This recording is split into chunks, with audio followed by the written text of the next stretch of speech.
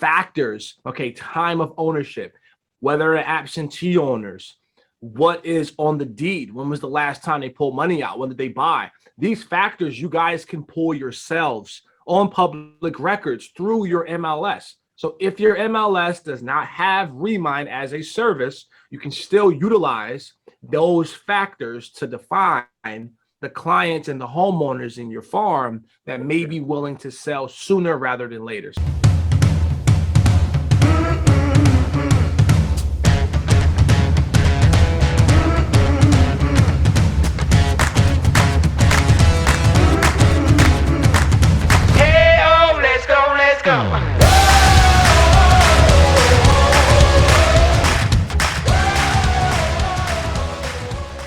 What's up? What's up? Welcome back to episode 3 of the Relentless Agent podcast. I am Mike Puma, and I'm here with my esteemed co-host, Javier Nichols. Javier! How are you?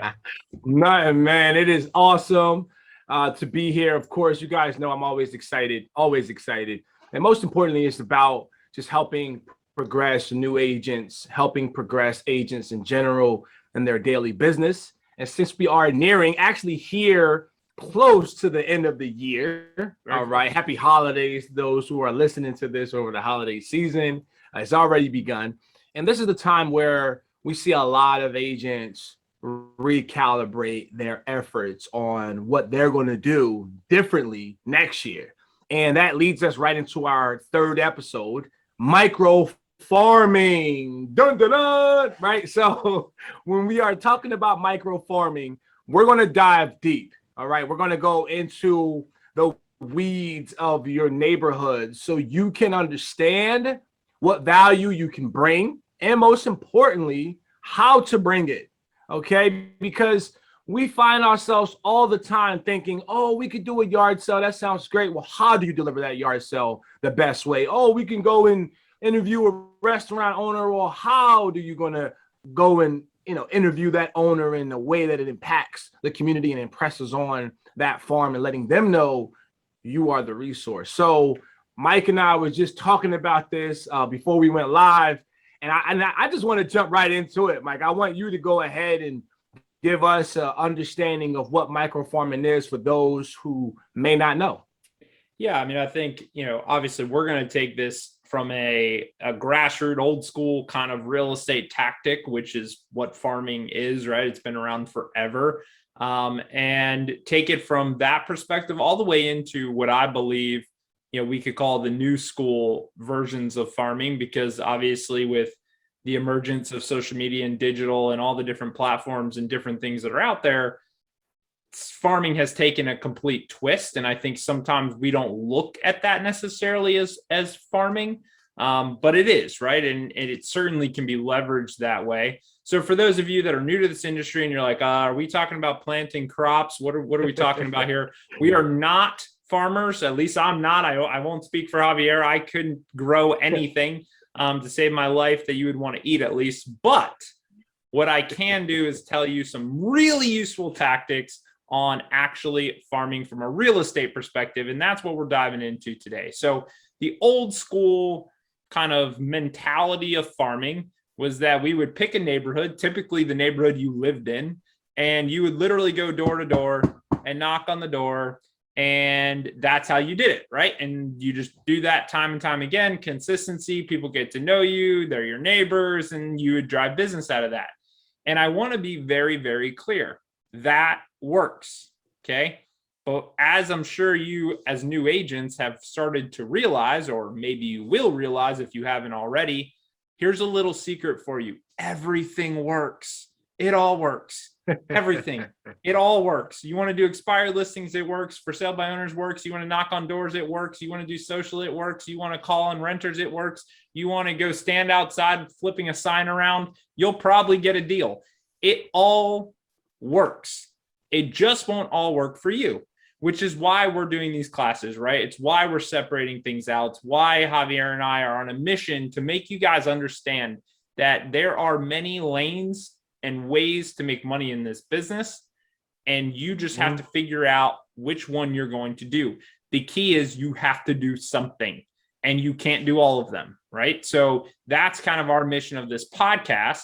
And so today we're focused on the farming side of things. So old school farming, we sit there, we door knock, we get consistency. You could do that. That's still applicable today. What I will start with though is this. Today, farming is different because we have a lot more data and we have a lot more insight and we have a lot more things at our disposal that we didn't have back, when farming or old school farming, where you were just randomly knocking on doors. Because now we have tools like Remine, right? Where you can go on a platform like Remine and I can literally type in an address, type in an area, type in a zip code, type in a neighborhood, and I can drill all the way down to this neighborhood. So let's just say I was going to go farm this neighborhood. I can drill all the way down and then I can sort that neighborhood by those that are likely to move on what they call their likelihood to move, right? So they rank them on 1, 2, and 3. And 3s are, they're very likely to move. 2s are maybe in the next, 2 years. And then the 1s are very unlikely to move. So let's say I had 1,000 homes in this neighborhood. I'm probably going to dwindle it down to maybe 100 3s, maybe 50 3s. But I don't mean to interrupt, but Yeah. I want to ask, because I know some people are thinking this question in their mind. How do companies, now we know the answer to it, which we're going to tell you, but how do companies get these scores? How do they come up with the sales score when you're using a system like Remine? Sure. And they're not 100% accurate, right? Nothing is. I will tell you, Remine is pretty good. So they're using artificial intelligence. They're writing algorithms. So what they're doing is they're pulling in data from a variety of sources, from banks, credit unions, search sites like Google, Zillow, Realtor.com. They're pulling in all this data, right? And so what their algorithm is doing is saying, okay, we know from all the data of home sales that are happening, what are some key findings in those home sales? And what they find is there's some common characteristics, right? Certain level of equity, ownership time. Are you an absentee owner? Is this a second, third, fourth, fifth property, right? So all of these types of factors are all getting weighed in. And what they know is that, okay, from that determination, we know that if someone has been in their house for 12 years, which is above the average of which somebody stays in their house, and that they have $200,000 in equity, and that they have all this positive stuff, and then even more so, it's a second home. They know that person is more likely to be thinking about selling than somebody who maybe moved in 2 weeks ago, right? And so that's what the algorithm is doing. The algorithm is much smarter than we are, and then that algorithm is constantly evolving. Right. So as equity changes, are they taking out, have they started to inquire online? Right. So then it's looking at search history as well. Are they looking at properties? Are they searching on Zillow and Realtor.com? Are they Googling for homes? Are they Googling, potentially looking at home equity lines of credit? All these sorts of things, which makes obviously is indicators, right? And that's what they call them. There's all these indicators, and those indicators are telling them who's more likely to do something than not.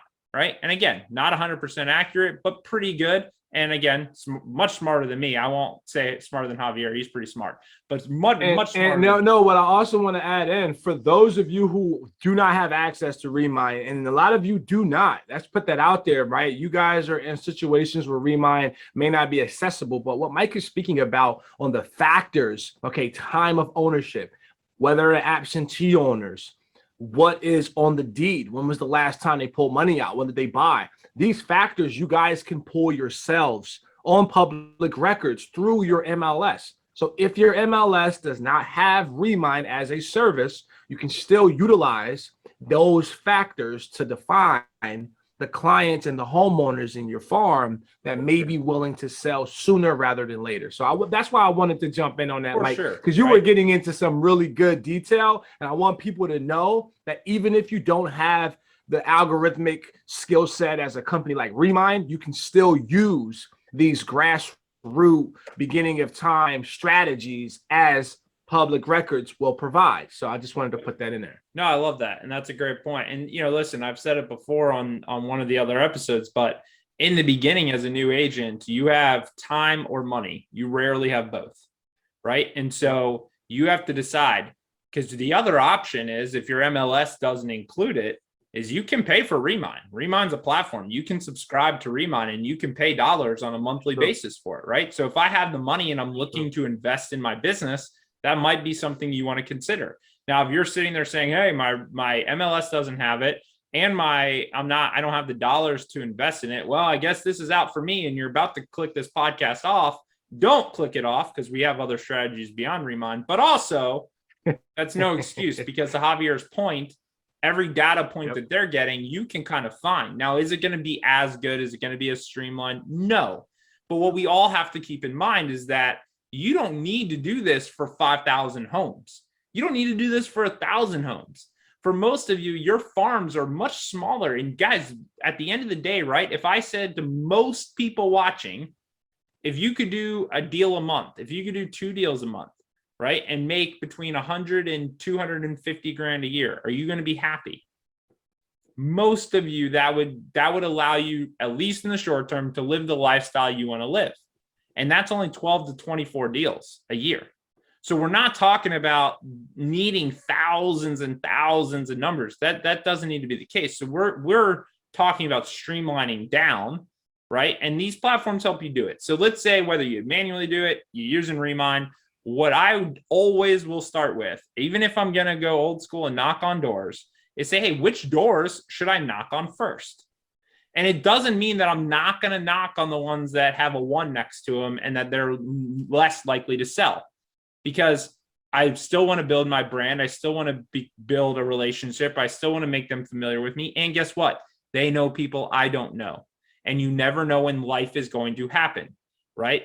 Death, debt, divorce. Those are 3 very common factors that lead to someone doing a real estate transaction. Okay. We don't always want to think about it that way, but it is debt, death, divorce. Those 3 Ds commonly lead to a real estate transaction. And those things can come out of the blue. So starting with the top though, if I'm going to go out today and I'm going to walk, because I live in Florida, today's not too bad, but if I'm going to go sweat my butt off in 97-degree heat and knock on doors, which is not comfortable and not fun to do, does it make sense for me to start with the doors that are more likely to do something? Yes, right? I mean, that's just a logical thing. So that's how I would do the old school, I'm going to go door knock and I'm going to do it. Now, the other thing I would do though, is I would never show up empty-handed. And I personally, this is just a personal thing, you take it for what you want.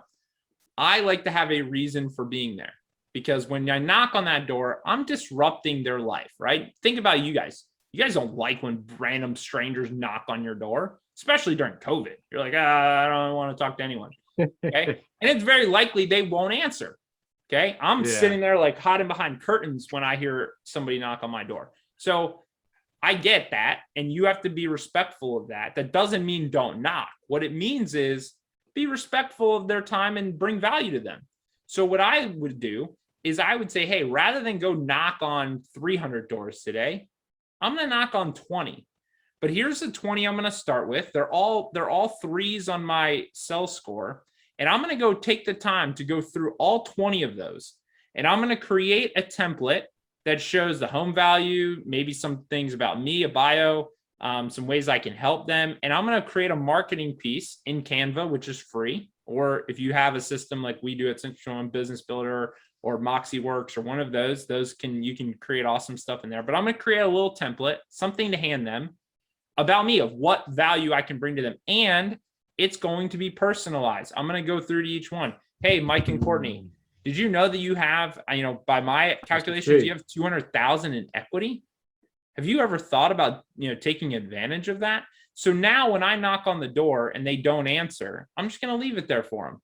But now I'm leaving them something that's got a picture of their house on it, addressed to Mike and Courtney, and is bringing value. Hey, not sure if you realize, but I think it's important my neighbors know how much their home is worth.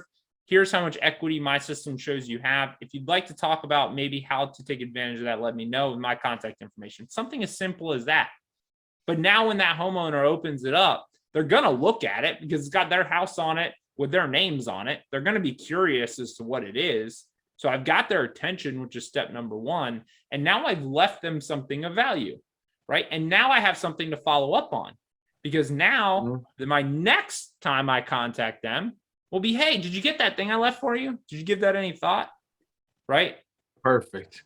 And so that's how I would do it. So rather than just knock on a door, rather than just do the vanilla, if I'm going to put in the time and effort, guys, I want to make sure that I'm maximizing the potential. And so that's how I would do it. But what are your thoughts? That's a key point.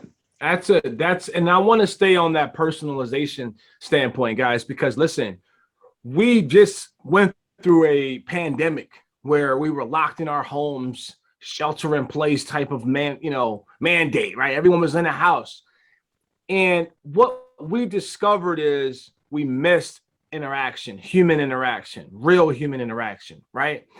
Sending that personal letter or dropping it off does something way different than a mass mailing, mass produced, nonsense in someone's mail clutter. Because we all know what that looks like and what it feels like.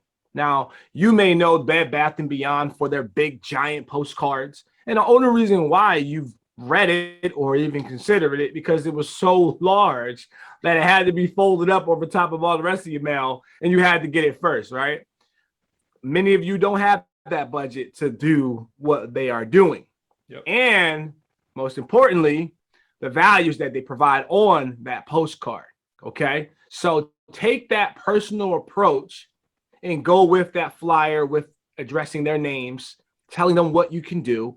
And most often, make sure, I would just, not most often, every time, make sure you have the neighborhood's name on the document so they know you are working in this neighborhood. You're not just reaching out to those individual homeowners out of the blue. Stake a claim.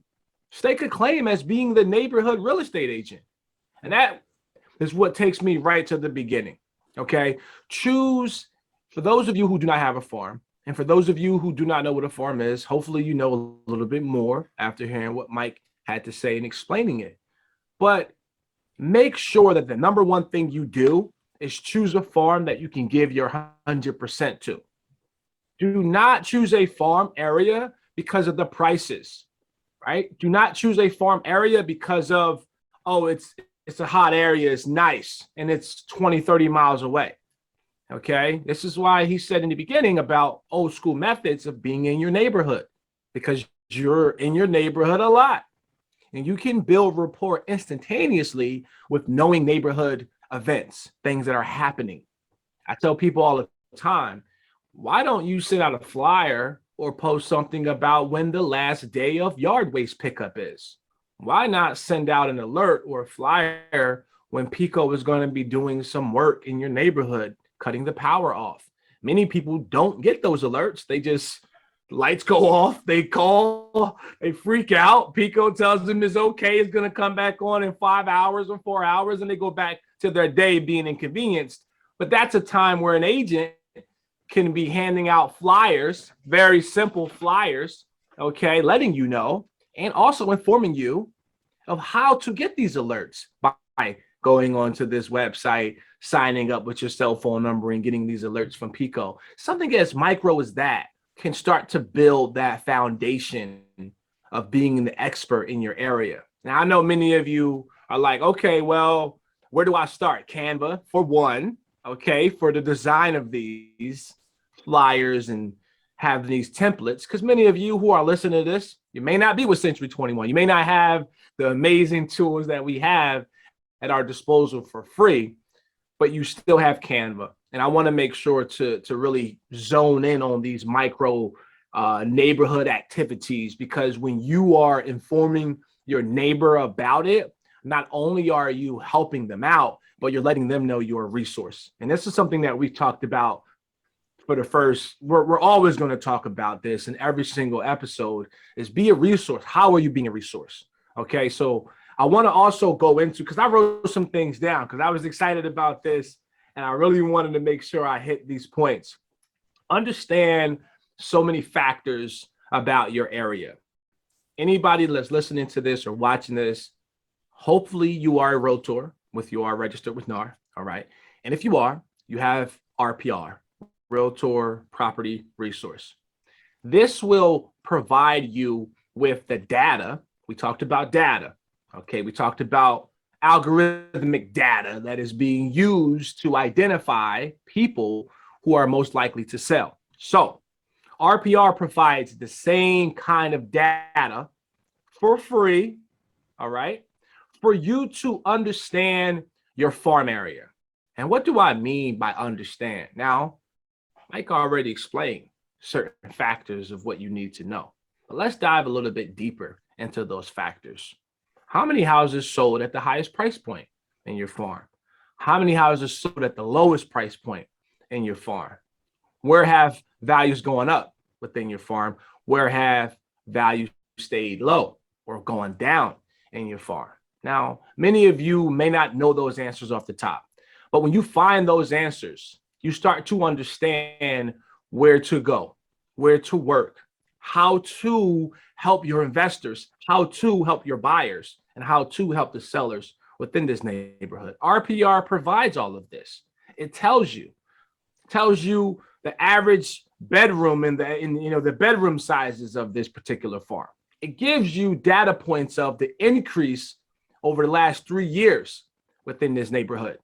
All of this is important because of the conversational value you're now able to have. So let's wrap this all in together into one big bow. Okay. There is a yard sale coming up springtime, no matter where you live. Now, Mike has the pleasure of living in beautiful, sunny Florida. So you can do a yard sale practically 98% of the year. Oh, yeah. Okay. So for those of you who have the beautiful agenda of sun, because that's why people move to Florida, is to keep that agenda of beautiful sunny days. If you have that in your mind and that in your market, take advantage of this now. Okay, but if you do not, and you're like me and it's getting colder out, yard sales are no-go into next season. Now, hear me out. So the yard sale, you're going to start collecting names of people participating in this yard sale by way of knocking on their door. Just casually. Hey, my name is Javier. I'm a local real estate agent, and we're doing a neighborhood yard sale. Would you and your family want to be a part of this? You pull your little clipboard out and have them sign their name and provide information so you can gather up. Now, during that yard sale, you're going to make sure to get something of your brokerage name or on a wagon or something along that sort, so people know who you are. They know you're representing Keller Williams. They know you're representing C21, so on and so forth. Okay. Now, during this opportune time, you're introducing yourself and speaking to people not about real estate, but about regular everyday life. That's going to allow you to build that rapport. After you succeed in helping these awesome homeowners offlift their goods inside of their home, you now are going to thank them for their participation with a card or a gift of some sort. Doesn't have to be expensive. You can go to the Dollar Tree and buy some awesome gifts. Dollar Tree is still good quality. Now, because again, we're new agents. We need to make sure we save our chips here. But we also want to make an impact on this area. And people love being thanked for their time. That's all you're thanking them for your time. I thank you very much for your time and participating in this year's or this season's yard sale. Now, as you go back to RPR and understanding all of what's happening in your neighborhood, during those conversations, you can easily explain that the values have gone up 70% in the last 3 years. Not talking about buying or selling real estate. You're just engaging in conversation about real estate. All right, that's the difference. When you are talking to folks and letting them know what's going on out there, you're not coming from a real estate, hey, I want you to sell. This is why I'm telling you. No, some people may ask you, oh, I see you're at Century 21. So how's the market these days? People love asking that question. Mm-hmm. You don't even have to bring it up. How's the market these days? And, the savvier agents are always going to say, well, which market you're speaking about? Oh, right here in Cobalt Ridge. How is it going over here? Well, the most expensive house sold at $350,000 in just 2 days. That's amazing. Absolutely. 45% increase in the last 2 years is a great, great, great increase. Wouldn't you say so, Nancy? Yeah, it definitely is. So again, they now know that you understand this particular market, this particular neighborhood market, right? Yeah. I kind of merged the two words, right? So These are small. Yes. Let me sum this up though. Let me Yes. sum this up because I love where you're going, but I do want to create a couple nuances that I think are super important in this concept, Please. right? So the concept is being an expert, right? You want to be an expert. And as a new agent, because I deal with many of them, I know that it's in the back of your head when you hear these types of things. Well, I'm brand new, I can't be an expert. And that's not true, right? Yeah, and so your drunk monkey is sitting there going, hey, stupid, you got your license 2 months ago. You don't know anything, right? And that's going on, guys, whether you realize it, whether it's subconscious or not, that's going on in your brains. And that is going to prevent you from knocking on the door. It's going to prevent you from doing the yard sale. It's going to prevent you from trying to actually be an expert. Okay. Now, when we say expertise, this is where I think the difference is between agents that come in and crush it and agents that don't. It is super important for you to know your market in every way, shape, and form. And part of that is data, like Javier's alluding to. Part of that is how many homes sold, knowing the marketplace, what's happening here. Because if I run into an analytical seller or an analytical person, that's what they're going to care about, right? Now, here's the biggest thing to keep in mind. People like people who are like themselves, okay? So the biggest compliment you can pay to someone is to enter their world.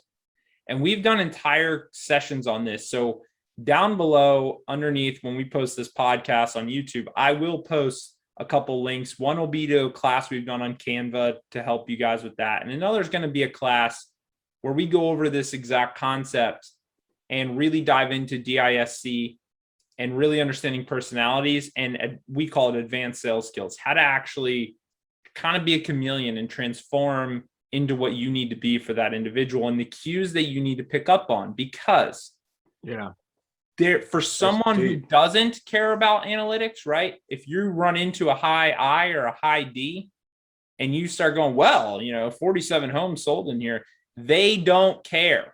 You are speaking French to an Italian. They have no idea what you're talking about, nor do they care. But they might love the nightlife. They might love the social life. They might love that, they're really, really into sports, and that's their trigger. And all the coaches and the sports teams and the high schools, and all of that. It may be a mom who's heavily focused on literally one thing, which is what schools are my kids going to? It might be, you don't know who you're going to run into. So the key is know it all. If you truly want to own your farm and own your market, you need to know it all, right? We tell our agents that are along the Gulf Beach all the time, you want to own waterfront? Great. It's not a matter of just knowing what prices are per square foot along the Gulf. That's part of it. Yes, you need to know that, but that's not it. You need to know who is the guy they should call when they have seawall issues. How do they report a turtle that's up on shore that's been messed with, right? Who do they call when they have termite damage or saltwater damage or whatever? That's all part of it as well. Where's the best restaurant for them to get seafood? Oh, they're vegan. Where are the best vegan restaurants? You need to know it all. And the people who know their marketplaces like that can win, because what happens now is I don't need to worry about what my answer is going to be. So when I meet Javier, I know I have all the knowledge. I know it all.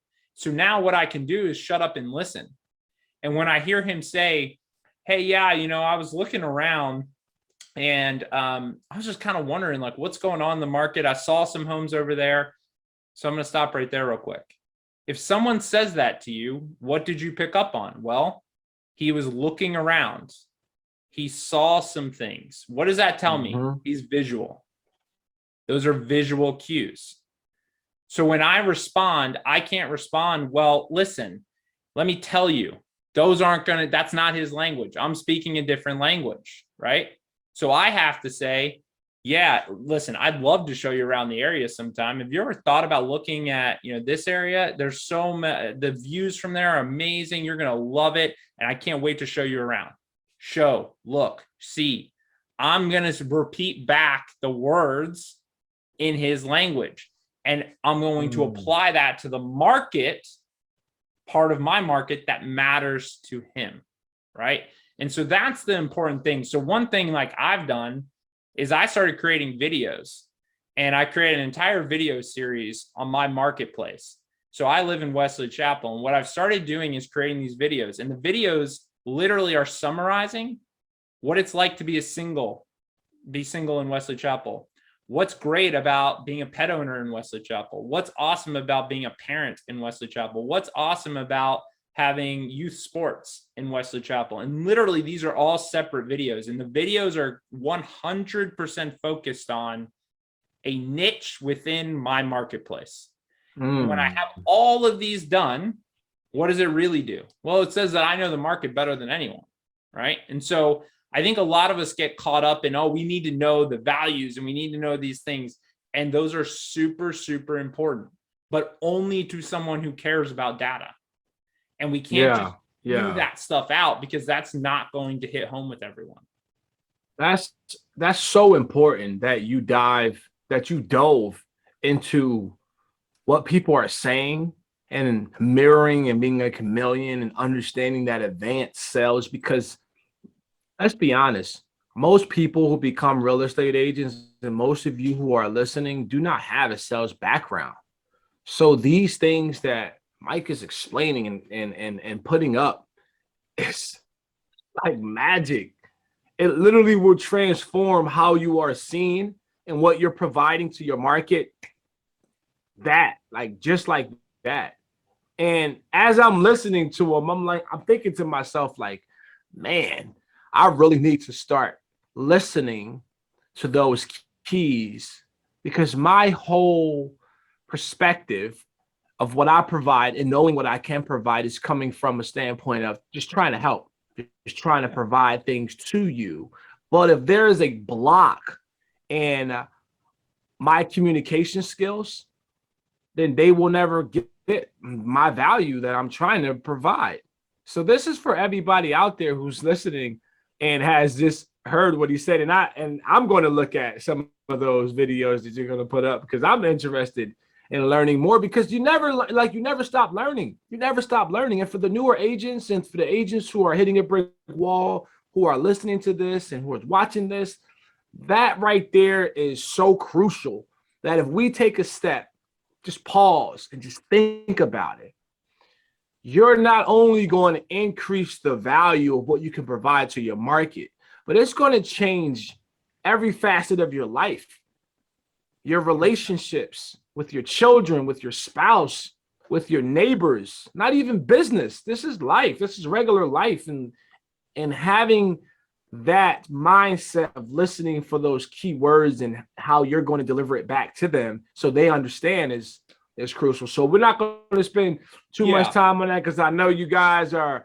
like really, really overwhelmed, thinking from a fire hose right now, because it's like, I'm excited, like for real. The way you described that, Mike, is again, is mind blowing, because if we start to think about that daily and we start to be present with those constant reminders, we're now going to be unstoppable within our area, because you literally have a video for all different types of lifestyles within your city.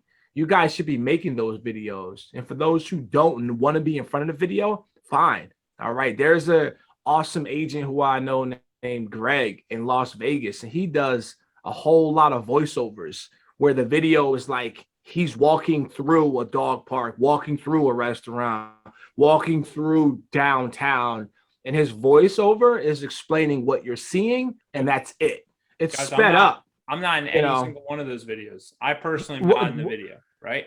Don't need. There you go, right? There you go. There you go. And I'm with you. I don't. People who are, I don't want to get too off topic with it, right? And it's literally could be its own conversation in itself. But I will say this though, just the last point on this communication thing is because it is so important, right? As you're farming, especially, and that's why I wanted to hit it on this. But like literally every aspect of what you're putting out from a marketing perspective, from a conversation perspective, from literally your bio to the text conversation you're having with a prospective client. I promise you, because we've all had it happen. If you have ever had someone, you're texting with a prospective client and then they go dark, they stop talking to you, right? They just ghost you. I promise you, most of the time, if you go back and start playing Monday morning quarterback on those conversations, you will see, looking at it from this lens, where you lost them. Because I see it all the time, and we've been coaching with our agents on all the time, and it happens to me. But I promise you, the better you get at this, the more success you're going to have, because what's going to happen is you're going to go back and you got that lead from Zillow or from your website or wherever else, and they were texting you and they're like, yeah, I was talking with a friend and they were telling me that I really should potentially look at this area, but, you know, listen, I'm not sure, you know, if they're telling the right thing or if I heard them right. Now, what did they really say? Well, they did use the word show, but they were talking to a friend. They were listening to a friend. That's an auditory person. So the second you wrote back and was like, yeah, can we meet at 1:30? I'll show you all this. You're going to love looking at them. We'll go look around that. You've lost them. Okay. And it's so subtle, guys. It doesn't seem like a big deal, but I promise you it is, because you're not speaking their language. Where if you had written back to that person or wrote back to that person and said, hey, listen, I hear you. Having as many points of view is really, really good. But listen, let's hop on a call. Let me tell you about the areas in a little bit more detail. I want to understand what exactly, you know, you've heard, and I want to try and make sure that I answer those questions and help you and listen to you, as well as give you some thought that you can then think about. Right now, I'm speaking their language. Now I'm being auditory back. Right. And it's just little subtle things, even in text, right? You get a person, they're responding with a bunch of emojis. Use emojis. That person is telling you they love emojis. The second I started seeing someone use emojis, guess what I'm responding with? Emojis, right? Little things, little things. But I promise you, as you're farming, you need to be paying attention to these things, because there's so many cues that will help you. As I walk up to a house, if I'm going to go door knock, I'm looking around. What's the license plate? Oh, there's a University of Tampa license plate frame. I went to the University of Tampa. Okay. Oh, a UF alumni. Awesome. My broker's a UF alumni. That means that they have a kid in college. Cool. Maybe they don't need the space anymore. All of these little things are running through my head before I ever knock on that door. More importantly, what kind of car is it? What color is it? Oh, it's a yellow Mustang. That's a high eye, my friends. I'm telling you, that's going to be a high eye when I knock on that door. That's going to be someone with a lot of energy who likes the attention. They like to be complimented. That's a high eye. I'm ding, ding, ding. All that stuff is registering in my head, because now when I knock on there, now I have so much more potential for success, because I'm going to listen and enter their world, and I already have an idea of where I need to go, right? And they're telling you, and this applies to when you're doing open houses. This applies to when you're sitting there doing really any line of communication. But when you're writing a bio, you have to make sure you're hitting all these points. I want auditory words in my bio. I want visual words in my bio. I want kinesthetic words in my bio, right? How I feel. Oh, I like this. I want all of those throughout my bio, because I don't know who's reading it. And Javier might read it and he's a visual guy, and then somebody else might read it and they're an auditory person. And so those auditory words are going to resonate with them. So you want it all. And as you're doing mailers, as you're doing these things that we're talking about, taking it to that next level is actually paying attention to this. When you do a social post, when you're creating a piece of content, even a graphic, think about it. Who is this speaking to? Because if you're only using certain words, you're only speaking to a certain person, and the rest are going to keep scrolling. So just be aware of it. It takes time. It's a skill set. I will post the full class on it, but I do think it's super, super important. I love it. I love it. I love it. When you guys are really breaking this down and applying this, you're going to see the instantaneous responses. So take advantage and play back and rewind this back and go back to when we first start talking about it and listen to it again and practice it. I tell people all the time, if you're going to read a book, you're going to listen to something, especially when you read a book. A lot of people read a lot of books, especially audible books, right? And you read one and you really don't take action, and you read another one and you really don't take action, and you read another one. You feel accomplished because you're reading books and you're expanding your brain, but you didn't take any action. So next time you decide to read a book or listen to a podcast, press pause, take some action.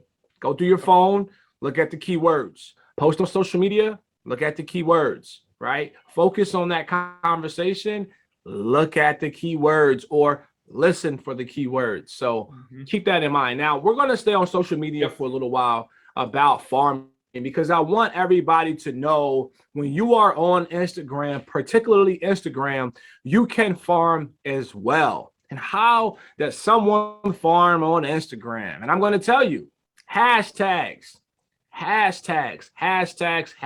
So right now, I want all of you to go to your phone, pull up Instagram, and take a look at hashtag your neighborhood, hashtag your city, hashtag your zip code, hashtag your school, hashtag the coolest place in town.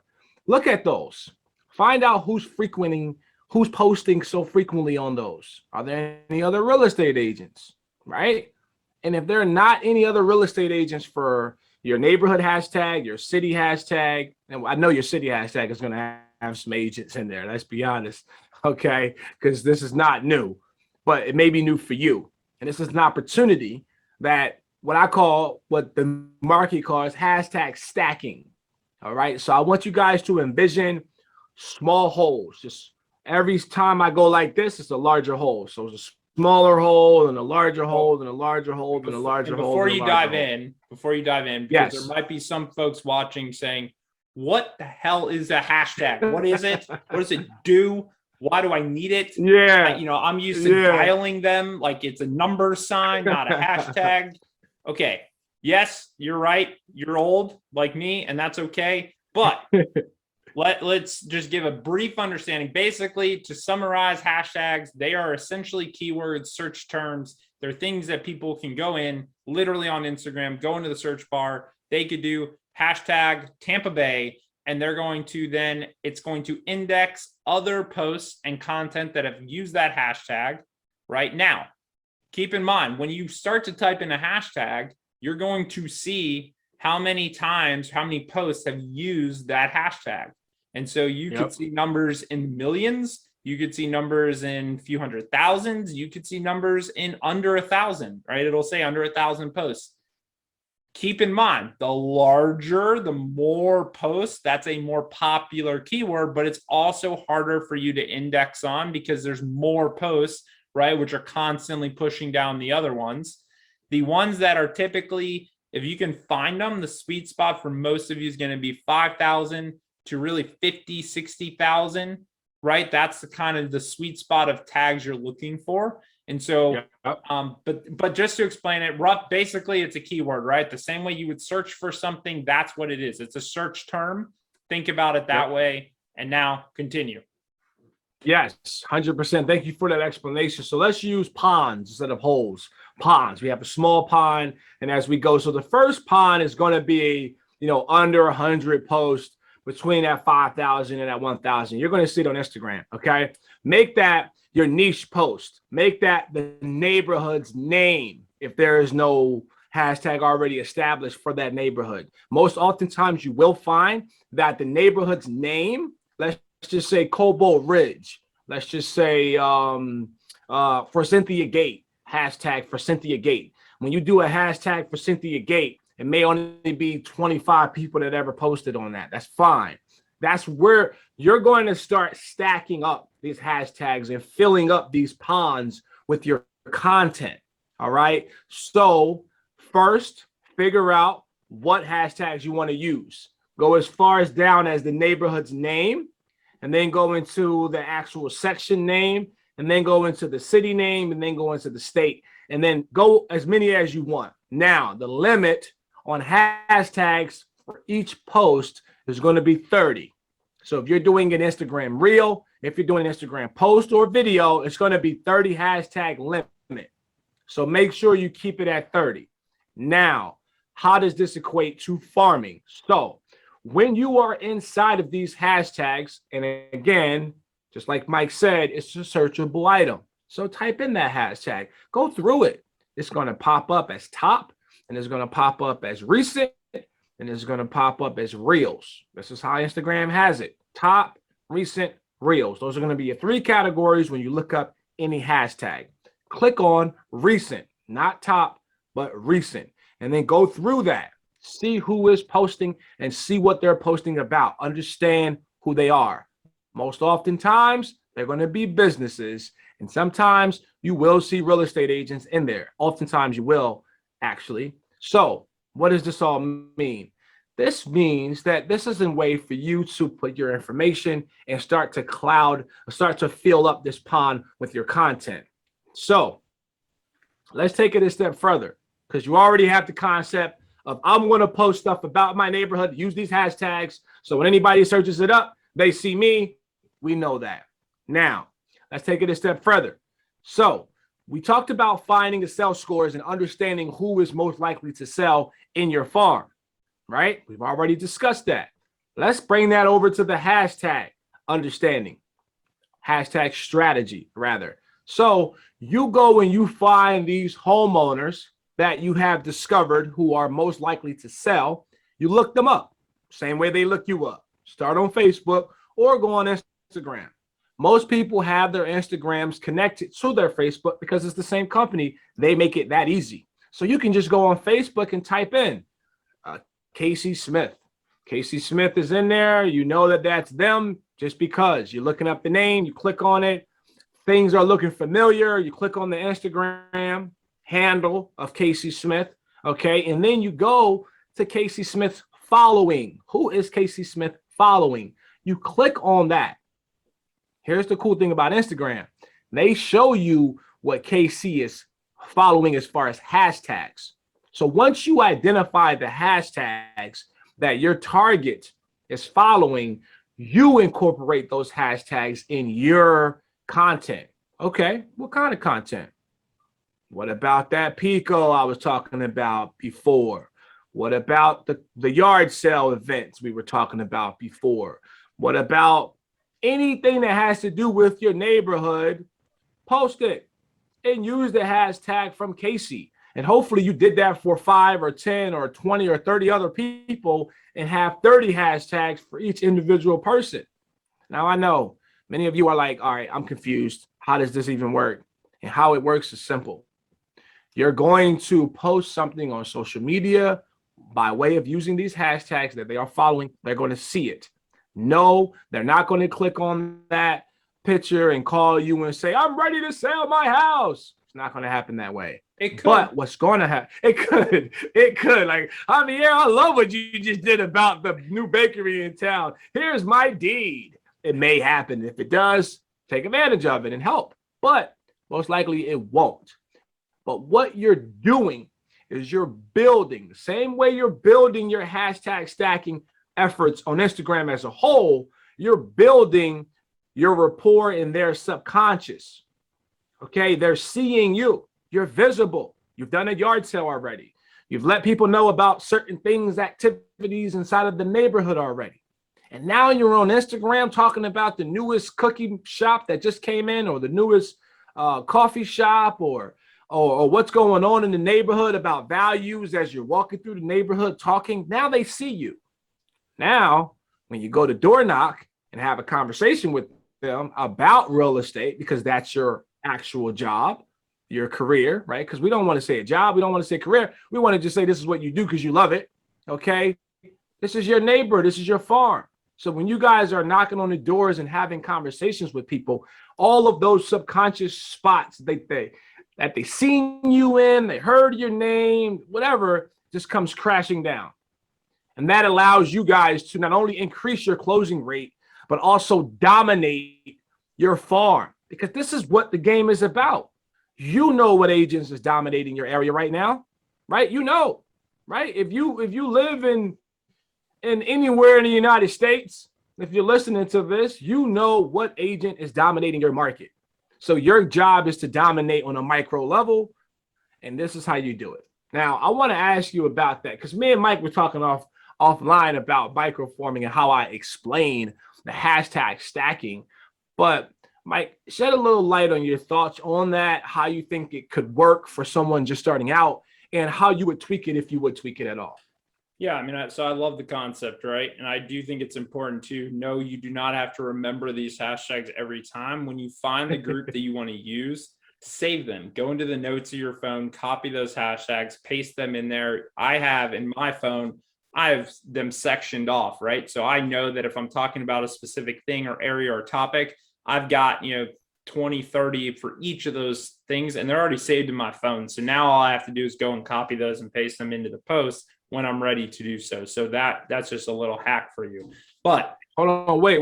Before you go, Mike, wait, let's double down on that because I don't think everybody, you got to say that again. So explain that again, because that's something that I do myself personally, and I did not talk about that, but please repeat that. Yeah. So copy the hashtags, right? So let's say I get this group of 30, right? And let's just say that's my Meadow Point neighborhood hashtags. And that's for anything I'm really going to talk about or focus on within that neighborhood. I've got those hashtags. I'm going to copy them. I'm going to open up the notes app in my phone. And I'm going to paste them.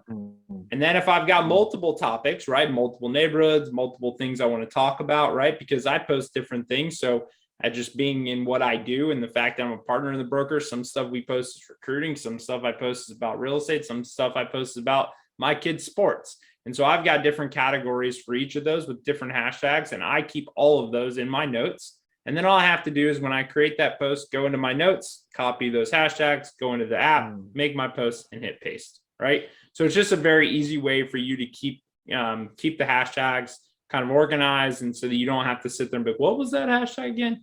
You're not going to have to do the searching every time. So it just makes it easier. Now, another way to do this, right? And this is kind of what we were talking about offline that I'm a huge fan of, and I think is super underutilized in the real estate industry. And I've personally done it, so I know it works, is what I consider micro influencers, right? Anyone who's come from an e-commerce background or, social media marketing background, you know what influencers are. Many of you might know what micro influencers are, right? So your real influencers are your athletes, your celebrities, your Kim Kardashians, right? Who you're going to pay $500,000 to make a post, right? Something crazy, astronomical amounts of money because they're big and they have huge millions and millions of people globally, right? I know, yes, most of you can sell globally through your relocation department. That's not your focus, right? So you don't need that. You don't need millions, right? And then you have your micro influencers. And that to me is where there's huge opportunity in the real estate world. So one thing I've done is in my area, a very good friend of mine has all the attention. He is a major influencer because he is involved in almost every single youth league, runs almost every single youth league. He's been doing it for years. He's on just a big social user. So he's creating content all the time. He's heavily engaged with. He knows everyone in this marketplace, from business owners to families to you name it, athletes that live here. He knows them all, right? And so I went to him and said, hey, I'm curious. Someone who has all the attention of all the people that I want the attention of. Yes, I could sit there and earn that attention over time, maybe, but it's going to take me a while. Or I could leverage somebody who's already got it. So I went to him and said, hey, I'm going to create some social content. I'm going to create we have projects coming up. Would you be cool if I paid you and we'll come up with something you think is fair to you for you to post about it and share it with your people? And he said, sure. Now, here's the best part, guys. They have no idea how to price themselves because these aren't true influencers. These aren't Kim Kardashians, right? These are just normal people doing their thing that just happen to have the attention of the people that you want the attention of. So a lot of times you can do this for free or extremely cheap. So he probably would have done it for free just because we're friends, but I didn't want that. I didn't want that because I wanted this to potentially be a business opportunity for him and for me. And so I said, I'll shoot you $20. Can you post this new project we have coming? It's a new condo hotel investment project. I'd love for you to share it. Sure. So I create the post, send it over to him. He posts, hey, you guys got to check this out. This is from You know, he calls me his little brother. This is from my little brother, tags me in it and puts it on all the social channels. And all of a sudden it starts blowing up. Comments, messages. He's sending them people my way, referring people over to me, right? Like clockwork, guys, for $20. And so now I do it over and over again with him. Not so much that it becomes diluted, but anytime where I think, you know what, this would be good for him to share, he'll share it. And I throw him some money. So that is legal and super effective, because now I'm very easily capturing the attention of people that I want the attention of. So if you're sitting back going, well, how do I find that person? Easy. Look at your hashtags. This is where you might want to search those hashtags, those micro hashtags, and then go to the tops. Look at the tops, because those are the most engaged with posts. Who posted that? Was it a small business in the area? Was it a business owner? Was it a mom who just happens to have a lot of attention? It doesn't matter who it is. What matters is, oh, here's a local artist in Wyoming, right, in my neighborhood, that, or my town in Wyoming, that's got all the attention, man. She's got a ton of followers. Look at her engagement. Oh, wow, it's really good. Great. DM her, send her a message. Hey, just really curious. Would you be interested? I've got this new listing coming up. You know, I know your audience would love it. What could we work out where you could share it with them? That's it. Now, she may say no. Cool. On to the next. Right? So that's that amazing. Is a strategy that works extremely well if it's just thought out and strategized. It really is effective. That's absolutely amazing. And I'm just stuck on the whole micro influencer thing, because this is something you guys could do right now. Holiday season is upon us. Go to those hashtags, find those micro influencers and have that discussion. Many of you are already known in your area from your previous job or your previous career. Take advantage of that opportunity. And what we're here to do every time we meet up to have this Relentless Agent podcast is to provide you with things that you can act on now, not tomorrow, not next day, today. Today, you're on Instagram anyway. My wife calls it doom scrolling because I doom scroll a lot, me and her both. And we always say, okay, how can we optimize this, right? And we do by taking a moment and say, all right, let's make a post. Let's post something about the new agent handbook. Let's post something about our food because we love to cook and we're chefs, right? So it's so much distraction. There's so many distractions out there.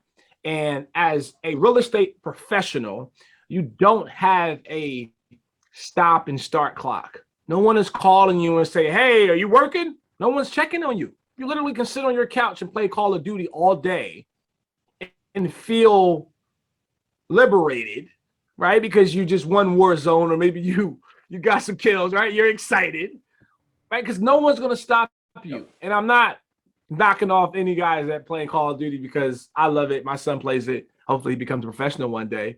But again, I want to reference those points because so many distractions are out there and they're hitting us every single day. So I'm telling you guys, please go onto Instagram, look up the hashtags in your area, find out who is doing what you want to do, find out who has the audience that you want to have, and collaborate. Even if there's another agent. I know that sounds crazy, but a lot of times you will find yourself in a situation where just having a discussion about the neighborhood with another agent helps bring forth the awareness of what's going on in your market.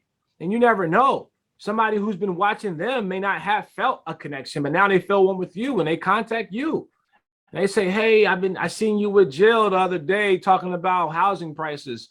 My son is looking to buy his first home. Can you help me? And they've been following Jill for 5 years. And they connected with you. So don't be afraid to put yourselves in those positions. Make sure you're taking advantage of social media and not just being taken advantage by social media. Because unfortunately, the tech companies, they have our number.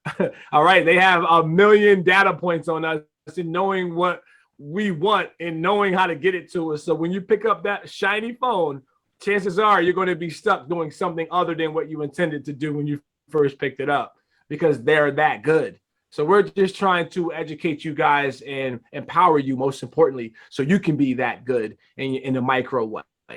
Absolutely. Yeah. The last thing I will say, guys, is I think, it's very common in this industry to start to hear that this is the slow time, right? This is the time where everything slows down for the holidays. And it's not entirely wrong, right? I think, there are people who are going to take vacations, and maybe you're one of them.